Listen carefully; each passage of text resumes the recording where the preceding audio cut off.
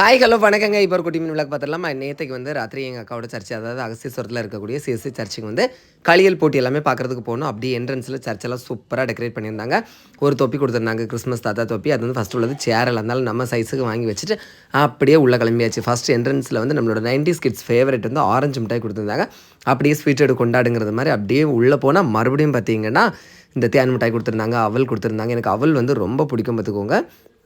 அப்படியே எல்லாம் one by ஒன்னாக வாங்கி வாங்கி சாப்பிட்டுட்டு எல்லாத்தையும் பேசிட்டு எடுத்துட்டு அப்படியே போயிட்டே இருந்தேன் பார்த்துக்கோங்க.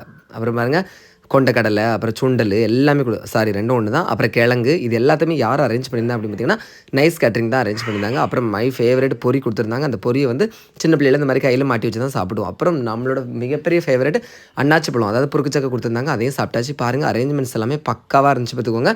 வரிசையில் அப்படியே போகிறத விட இந்த மாதிரி குறுக்க புகுந்து போகிறது இன்னும் சந்தோஷமாக இருக்கும். அப்படியே போய் பாப்கார்ன் வாங்கியாச்சு. அப்புறம் பஞ்சு மிட்டாய் எல்லாமே இருந்துச்சு பார்த்துக்கோங்க.